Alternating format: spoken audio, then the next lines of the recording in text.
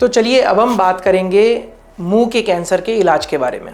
Oral cancer which is one of the most common cancers in India, जिसका कारण मैंने आपसे पहले भी बात करी थी, तंबाकू, गुटखा, जो कि मोस्ट कॉमन कॉज है।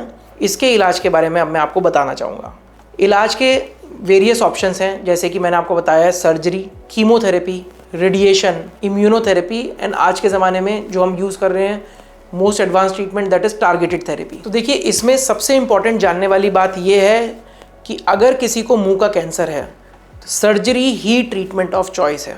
अगर ये मुंह के आगे वाले भाग में है और सर्जरी करके हम उसको पूरा निकाल पाते हैं तो इससे अच्छा इलाज कोई भी नहीं है, ना कि कीमोथेरेपी, ना ही रेडिएशन थेरेपी। रेडिएशन और कीमो हमारी सर्जरी को हेल्प करते हैं, बट ये उसका रिप्लेसमेंट नहीं है। तो सर्जरी में 3 पार्ट्स होते हैं। एक तो मुंह का कैंसर, जहाँ पे मुंह में कैंसर हुआ है उस भाग को निकालना। दूसरा, हमेशा आपके डॉक्टर बोलेंगे कि हमें लिम्फ नोड क्लियर करनी होती है। मान लीजिए दाएं तरफ का कैंसर है तो हमें दाएं तरफ की लिम्फ नोड करनी पड़ेंगी, बाएं का है तो बाएं तरफ की करनी पड़ेंगी। और अगर बीच में होता है, मान लीजिए जीभ के बीच में या फिर होठों में है, तो उस केस में हमें दोनों तरफ की लिम्फ नोड क्लियर करनी पड़ती है, क्योंकि ये कैंसर के सेल सबसे पहले मुंह से लिम्फ नोड में जाते हैं। तीसरी चीज़, जब भी ये ऑपरेशन होते हैं तो इसके बाद हमें वो भाग बनाना भी पड़ता है, जिसको हम बोलते हैं रिकंस्ट्रक्शन। तो रिकंस्ट्रक्शन अपने आप में एक बहुत बड़ी चुनौती है और बहुत ही बड़ा ट्रीटमेंट, कॉम्प्लेक्स ट्रीटमेंट है, जिसमें ऑन्को सर्जन यानी कि कैंसर सर्जन और प्लास्टिक सर्जन मिलकर काम करते हैं। अब मैं बात करूं रेडिएशन की। काफ़ी सारे मरीज़ ये भी कंप्लेन लेके आते हैं कि डॉक्टर साहब अब तो हमारी सर्जरी हो गई, बीमारी पूरी बाहर निकल गई है, तो अब रेडिएशन का क्या फ़ायदा है। तो देखिए, रेडिएशन बहुत इंपॉर्टेंट ट्रीटमेंट है। क्यों? क्योंकि मैं सर्जरी में वही बीमारी निकाल सकता हूँ जो मुझे दिखाई दे रही है, लेकिन जो सेल्स आसपास के एरिया में रह गए हैं, ये रेडिएशन क्या करती है कि ये किरणें जो होती हैं मुंह के जिस पार्ट में इलाज किया है और गले के जिस भाग में लिम्फ नोड निकाली है उसको पूरे को कवर करती है। और जब ऐसे किरणें जब पूरे एरिया को कवर करती हैं तो जो बचे कुछ सेल्स रह जाते हैं ये उनको भी डैमेज कर देती है।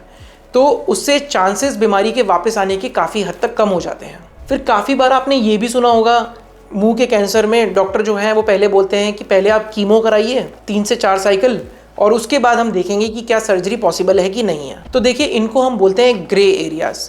कैंसर में ऐसे बहुत सारे ग्रे एरियाज़ या फिर बॉर्डर लाइन केसेस आते हैं, जिसमें हम स्टार्टिंग में हमें नहीं लगता कि हम बीमारी को पूरा निकाल सकते हैं, बट अगर हम कीमो स्टार्ट करें और बीमारी को छोटा कर पाएँ तो हो सकता है उस बीमारी को हम कीमोथेरेपी के बाद प्रॉपर तरीके से और पूरी तरीके से निकाल पाएँ। क्योंकि we only get 1 chance for this treatment and we want to give our best shot to it. तो इसलिए definitely it is very important, the treatment is not possible directly with surgery, we go for chemotherapy. उसके बाद हम surgery के लिए assess करते हैं and then later on radiation के बाद इस ट्रीटमेंट को ख़त्म करते हैं। अगर मान लीजिए किसी पेशेंट में ये बीमारी स्टेज 4 में डायग्नोज हुई है तो डेफिनेटली उसमें ट्रीटमेंट ऑप्शंस बहुत लिमिटेड हो जाते हैं, क्योंकि उसमें सर्जरी का कोई रोल नहीं रहता है, दूसरा रेडिएशन का भी कोई रोल नहीं रहता है। वहाँ पे रोल जो होता है वहाँ कीमोथेरेपी, इम्यूनोथेरेपी और टारगेट थेरेपी का रोल आता है। तो इसलिए ये वाले जो ट्रीटमेंट्स हैं कि आप अगर सोचें कि हम अर्ली स्टेज में आएँ और आप बोलें डॉक्टर साहब से कि हमें इम्यूनोथेरेपी दे दीजिए, टारगेट थेरेपी दे दीजिए, तो इनका कोई फ़ायदा नहीं है early stages of oral cancer में। इनका यूज़ केवल और केवल स्टेज 4 ओरल कैंसर्स में ही है। ऐसे ही कैंसर रिलेटेड फैक्ट्स और मिथ्स के बारे में जानने के लिए और अलग अलग कैंसरों के बारे में जानने के लिए प्लीज़ लाइक और सब्सक्राइब करें हमारे चैनल को। आप कभी भी कोई भी कन्फ्यूजन है या कोई भी डाउट है तो आप डेफिनेटली हमसे कमेंट करके पूछ सकते हैं। हमारी टीम 24/7 आपकी हेल्प करने के लिए अवेलेबल है। Thank you.